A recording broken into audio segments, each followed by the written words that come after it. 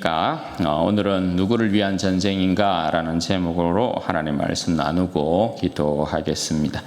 여러분, 인생의 모습들을 여러 가지로 비유하는데 그 중에 하나가 참 전쟁 같은 인생이다, 이렇게 이제 표현도 합니다. 그만큼 인생이 삶을 사는 것이 치열하다라는 것을 이야기하는 것이겠죠.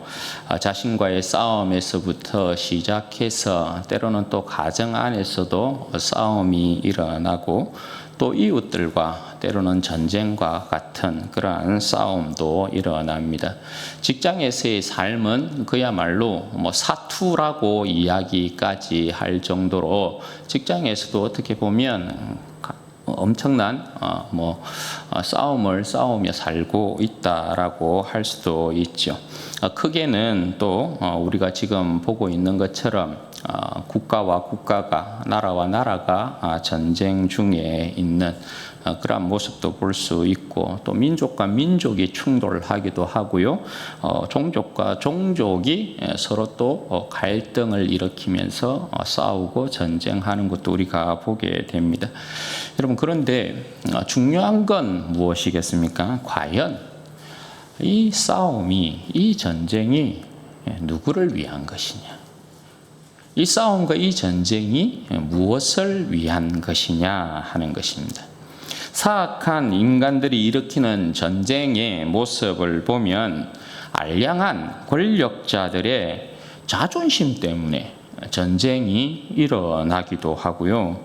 자기의 욕심과 욕망을 위해서 전쟁을 또 일으키기도 하고요. 그리고 이간질이나 거짓에 속아서 또는 충동질에 의해서 전쟁이 발생하기도 합니다.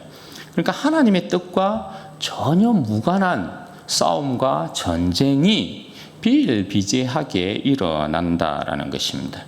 그러면 오늘 이스라엘 백성의 이제 모습도 그런 거거든요. 이들도 전쟁에 나서고 있는데 명분은 하나님께서 저들에게 허락하신 약속의 땅, 가나안 땅을 점령하기 위함인데, 이것이 하나님의 뜻과는 전혀 무관하다라는 것입니다.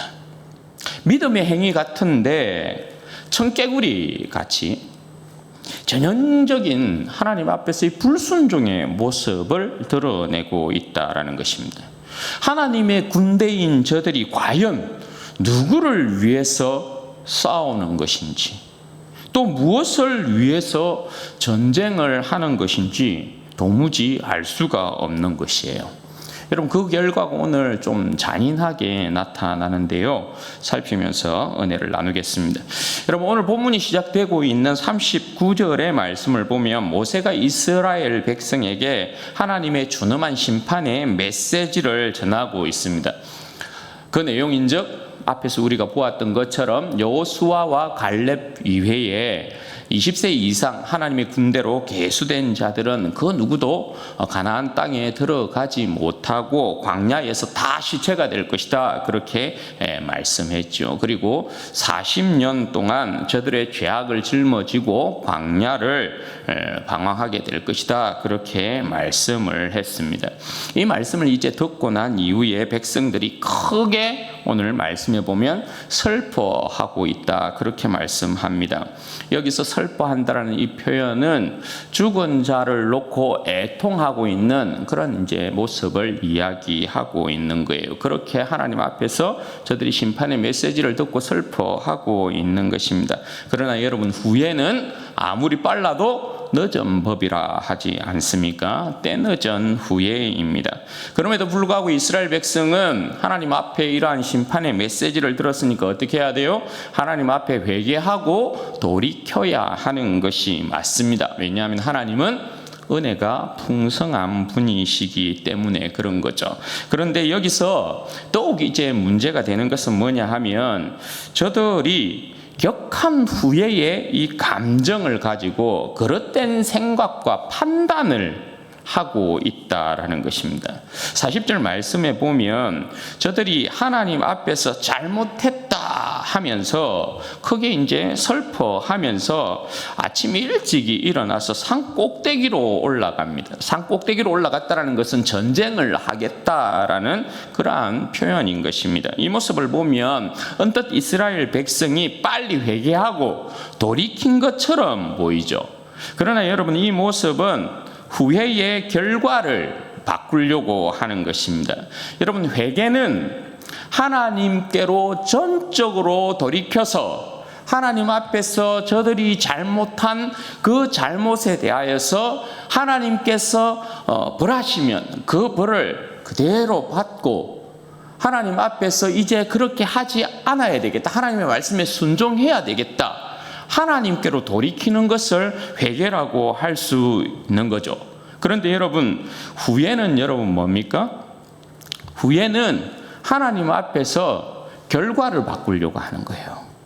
저들이 받은 결과를 바꾸려고 하는 행동이란 말입니다. 그러니까 여러분, 여기에서 지금 이스라엘 백성은 회개를 하고 있는 모습을 보이는 것이 아니라 후회로 말미암는 결과를 바꾸려고 하는 것인데 청개구리 짓을 하고 있는 것이에요.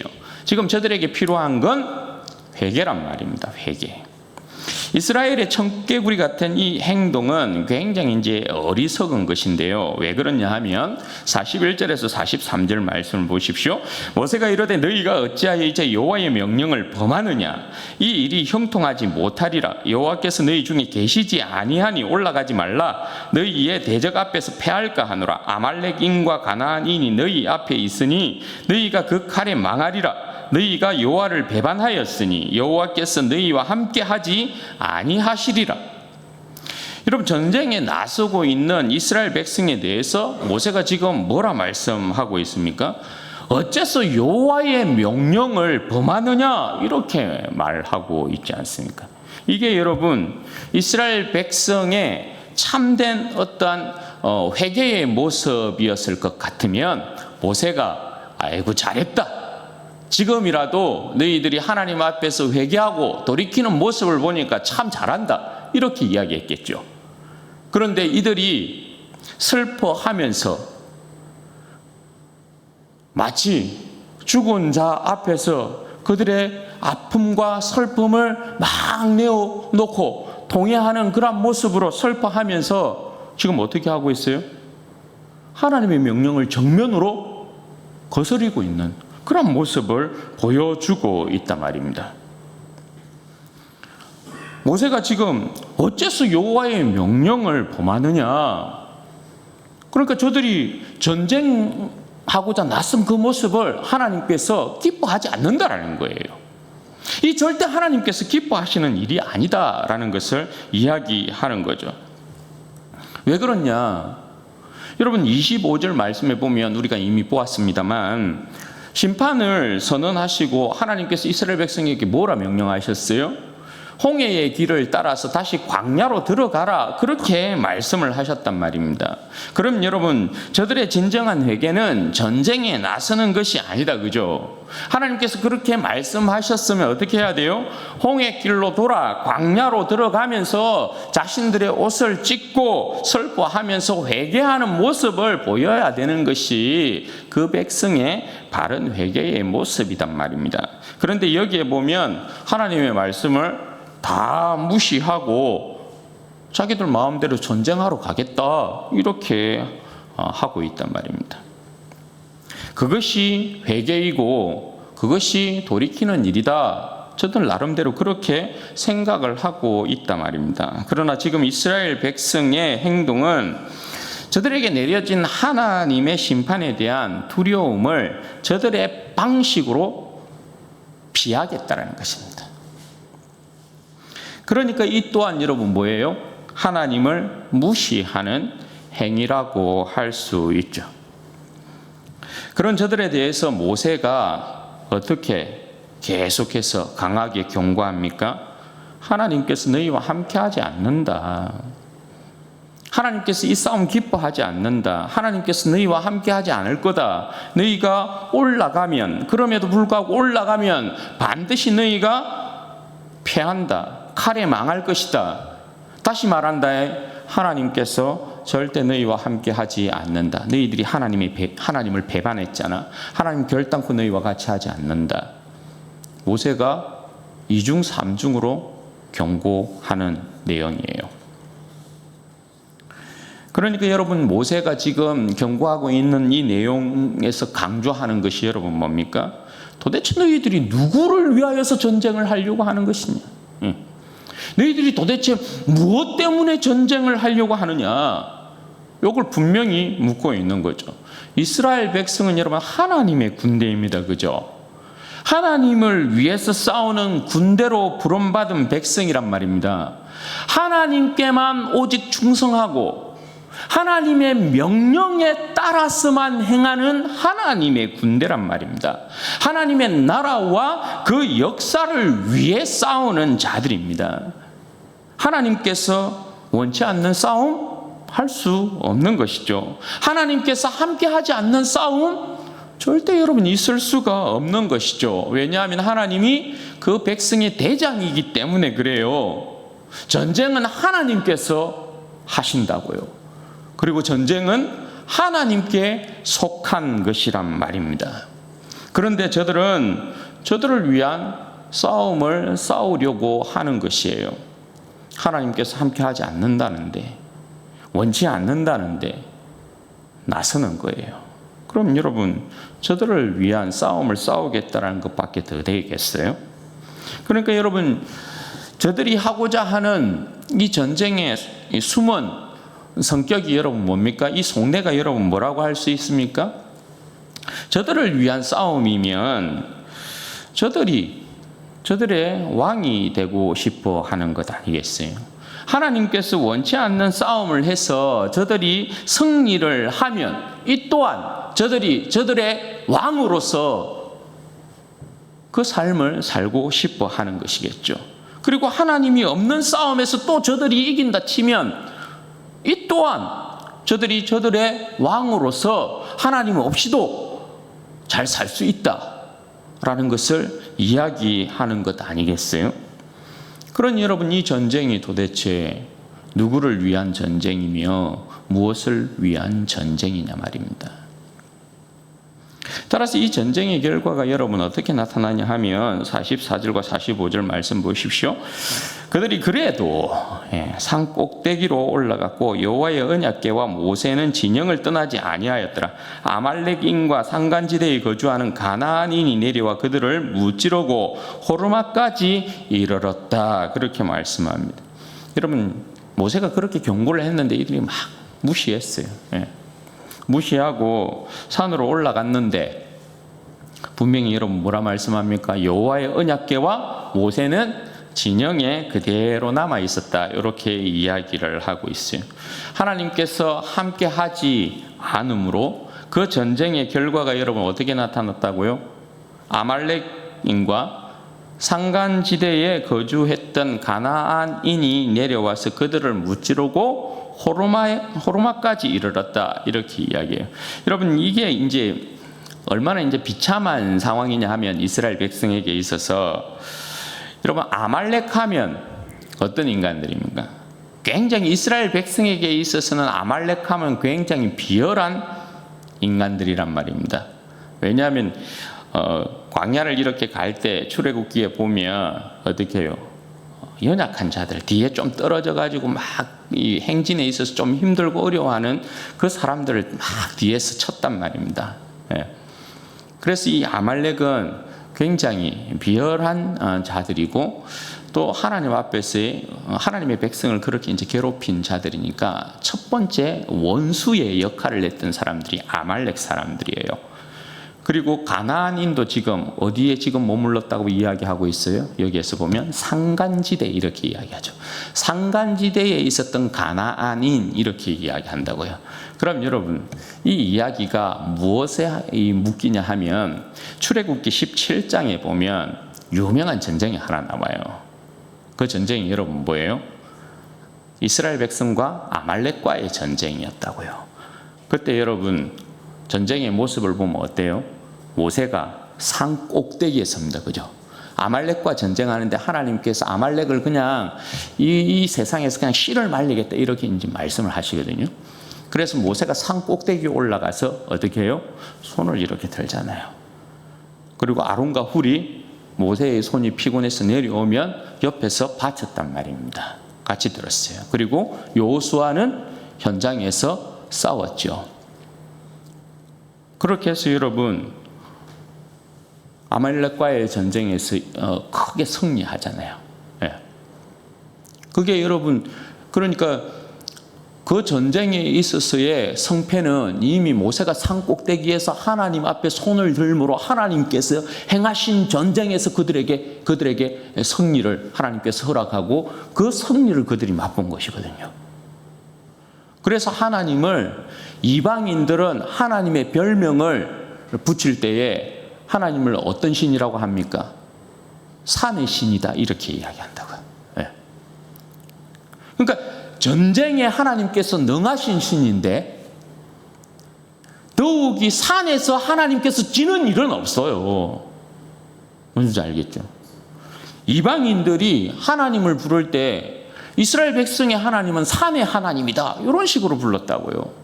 하나님께서 산에서 행하는 전쟁에서 질 이유가 없는 거예요. 그러니까 한마디로. 그런데 여러분 지금 이 싸움에서는 어떤 상황이 지금 벌어지고 있어요?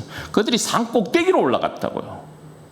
산 꼭대기로 올라갔는데 산의 하나님께서 저들과 함께 하지 않았어요.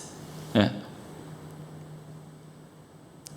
출애굽기 17장에 있는 내용과 비교하면 완전히 여러분 반대 상황이 벌어지고 있는 거예요. 하나님께서 함께 하지 않는 전쟁을 산 꼭대기에서 저들이 하니까 어떻게 됐다라는 것입니까? 저들이 이길 수가 없는 싸움을 했으므로 저들이 호르마까지 밀렸다 이렇게 이야기를 하고 있지 않아요. 여러분 이 호르마라는 지역의 이름이 이제 재밌죠. 호르마라는 이름의 뜻은 저주라는 뜻이거든요. 저주. 이 호르마라는 이 단어는 헤렘이라는 단어에서부터 나온 단어예요. 그 헤렘은 여러분 뭘 이야기합니까? 헤렘은 철저한 파괴의 전쟁을 헤렘이라 이야기하거든요. 그럼 여러분 이 이야기가 뭔 이야기가 되는 거예요? 하나님이 없는 전쟁. 저들이 저들 자신을 위하여서 싸운 싸움에서 이스라엘 백성이 어떻게 철저히 저들의 원수와 대적 앞에서 저들이 저주를 받았으며 저들이 파멸을 당했는지 헤렘과 같은 완전히 진멸당하는 그러한 저주를 그러한 패배를 아는 전쟁으로 이야기하고 있는 거예요. 여러분 호르마 하나님 없이 싸운 인생의 마지막은 언제나 호르마예요.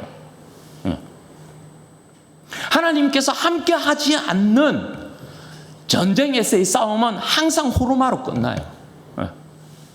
이스라엘 백성의 모든 역사 여러분 그걸 이야기해요. 하나님 없이 저들이 이방과 싸워서 단 한 번도 여러분 이긴 적이 없어요. 하나님 없이 저들이 이방과 싸웠을 때는 그 백성 가운데 그저 그냥 저주와 재앙에 가까운 살육이 일어났을 뿐이죠. 그게 여러분 오늘 본문에 있는 내용이에요. 여러분 우리의 인생 역시 마찬가지 아니겠어요? 주님 없이 싸운 인생의 끝은 항상 호르마로 끝나요. 우리에게 있어서 호르마는 영원한 지옥의 불구덩이가 되겠죠. 여러분 그리스도인들이 현대를 살아가는 그리스도인들이 쉽게 생각하는 것 가운데 하나가 제가 보기엔 그래요. 우리의 원수와 대적인 세상과 마귀와 죄의 권세를 만만히 보는 경향들이 크다라는 것입니다. 그래서인지 여기에서 여러분 어떤 현상들이 일어나냐 하면 그리스도인들이 자신에게 주어진 인생에 있어서 자신의 인생의 싸움을 나도 쉽게 이길 수 있을 거다, 이렇게 생각한다는 것입니다.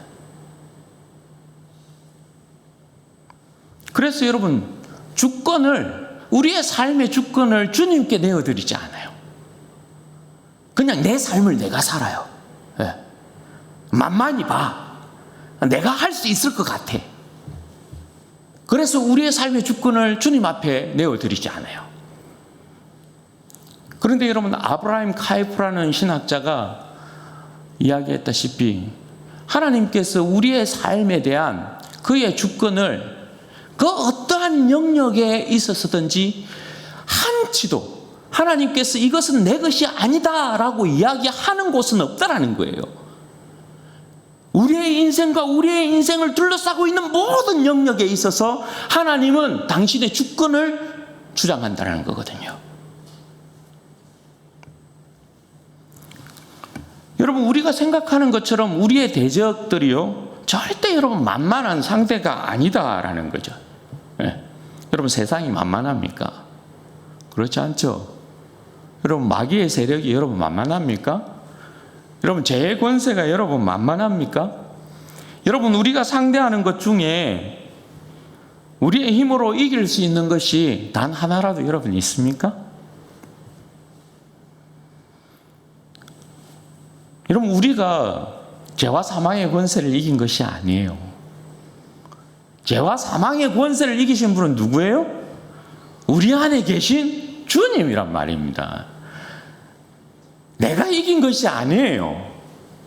내 안에 계신 주님께서 이기신 것이에요. 그럼 여러분, 이 말이 뭐가 되는 거예요? 내 안에 계신 주님께서 내 인생을 붙들고 내 인생과 함께 할 때만이 우리의 인생은 이 세상에 대하여서, 마귀에 대하여서, 죄의 권세에 대하여서 이길 수 있다라는 거죠. 그러니 여러분, 우리의 인생의 주권을 누구에게 드려야 되는 거예요? 주님께 드려야 되는 거죠. 잠언에 여러분 이런 말씀이 있거든요. 잠언 3장 6절에 너는 범사의 그를 인정하라. 너는 범사의 그를 인정하라. 그리하면 내 길을 어떻게 한다고요? 지도하신다고요. 내 길을 인도하신다고요. 그리고 히브리서 4장 16절에는 이렇게 기록되어 있어요. 때를 따라 돕는 은혜를 얻기 위하여 은혜의 보좌 앞으로 담대히 나아가라, 이렇게 이야기해요. 그럼 여러분, 이 말씀을 뒤집어 보면 어떤 말이 되는 거예요? 이 말씀을 뒤집어 보면 우리의 인생이 우리의 뜻대로, 우리의 인생이 우리의 마음대로 되지 않는다라는 거예요. 범사의 그를 인정하라. 그리하면 내 길을 지도하시리라. 때를 따라 돕는 은혜를 얻기 위하여 하나님의 은혜의 보좌 앞으로 담대히 나아가라. 이건 우리의 인생이 우리의 마음대로 되지 않는다라는 거예요. 우리의 인생에 여러분 하나님의 도움이 필요한 때가 여러분 언제입니까? 어느 특정한 때입니까? 아니면 시시때때로 우리의 인생 가운데 그러한 일들이 닥칩니까? 시시때때로 닥치거든요. 그러니까 우리의 인생을 우리 마음대로 할 수 없다라는 것을 이야기하고 있는 거죠. 그런 거로 여러분, 주님이 우리의 왕이셔야 돼요. 우리의 주가 되셔야 된다고요. 우리의 인생의 주권을 주님께서 붙들고, 우리의 인생에 대한 주권을 행하시도록 주님께 내어드려야 된다는 거예요. 여러분, 우리는 십자가의 군병으로 부름받고 있습니다. 그죠? 이걸 여러분 절대 잊어서는 안 돼요. 우리의 대장은 예수님이셔요. 우리는 우리 주 예수 그리스도와 그의 나라를 위해서 믿음의 싸움을 싸우는 선한 일꾼으로 부름을 받고 있어요. 십자가의 군병으로 부름받고 있단 말입니다. 그러므로 우리에 대한 명령은, 우리의 삶에 대한 명령은 누가 내리시는 거예요? 주님께서 내리시는 거예요. 대장이 명령하면, 대장이 아무 말도 안 하는데, 대장이 싸우자고 말하지 않는데, 대장이 싸움에서 나서지 않는데 우리가 어떻게 여러분 우리의 인생의 싸움에서 이기냐고요. 그 대장이신 예수님께서 하라 하면 하는 거고 멈추라 하면 멈추는 것이에요.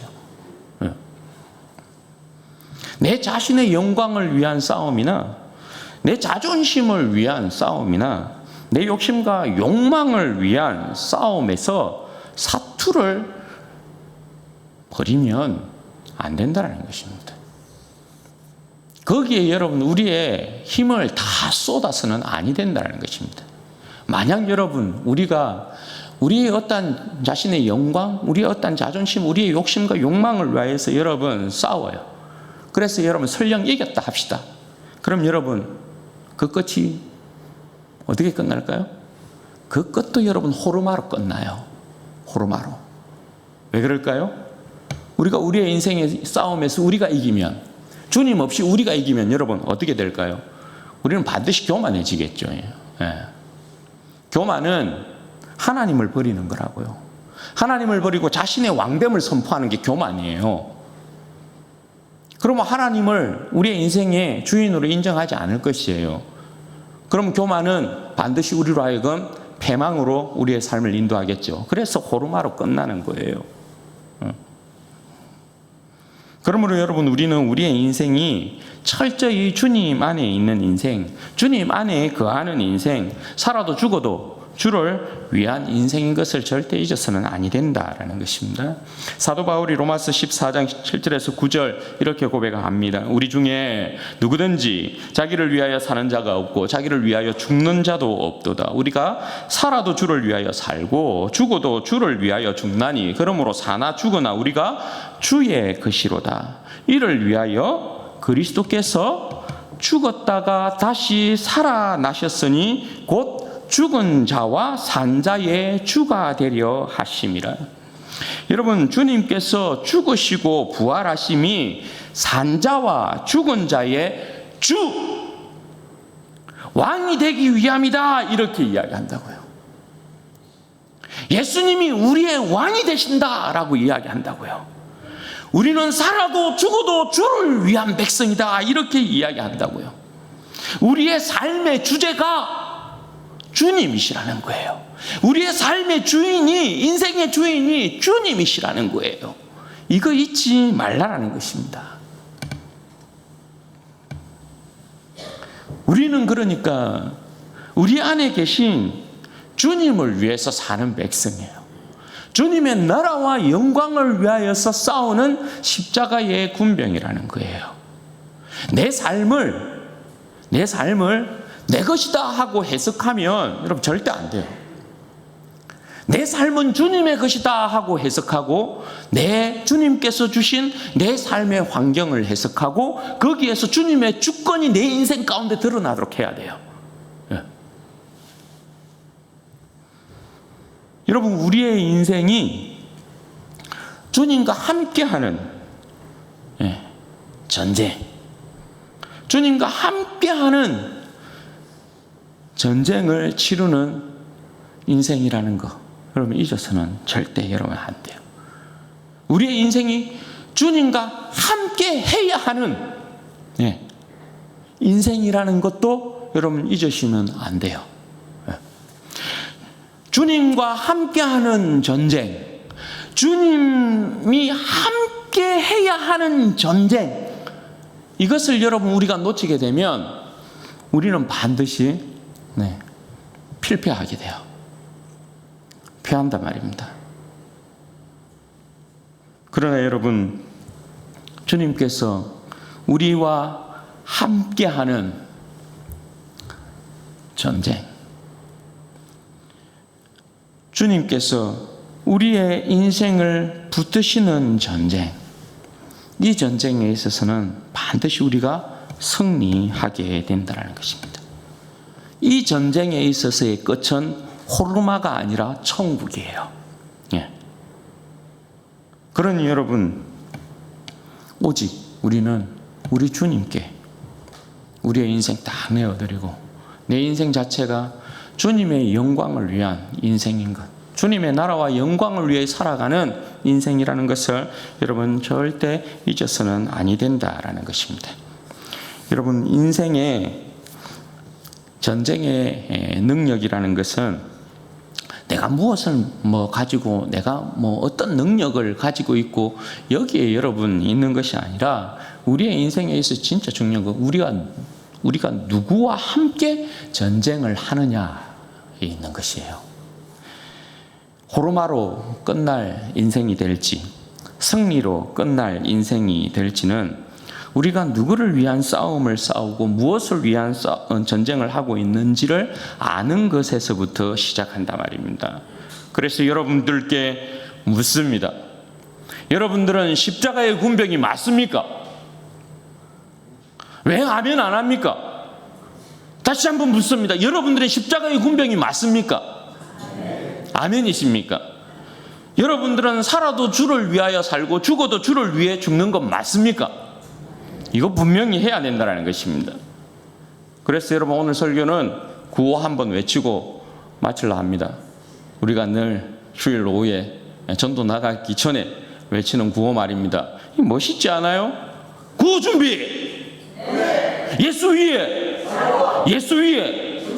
요거죠, 요거. 오늘 말씀의 결론은 요거예요. 우리는 예수 위에 살고 예수 위에 죽어요.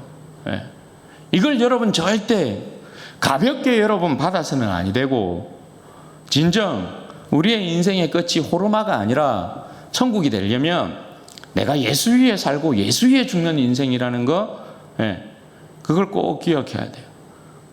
그걸 여러분 내 가슴에 깊이 새기고 매일의 삶에서 내 삶의 주권을 주님께 딱 드리고 대장 되신 주님 앞세우고 그 뒤를 따라감으로 여러분 매일의 삶의 전쟁에서 믿음의 싸움에서 우리 모든 성도들이 승리하게 되시기를 바라고 천국을 상속받는 복된 인생들 되시기를 주님의 이름으로 축원드립니다. 아멘.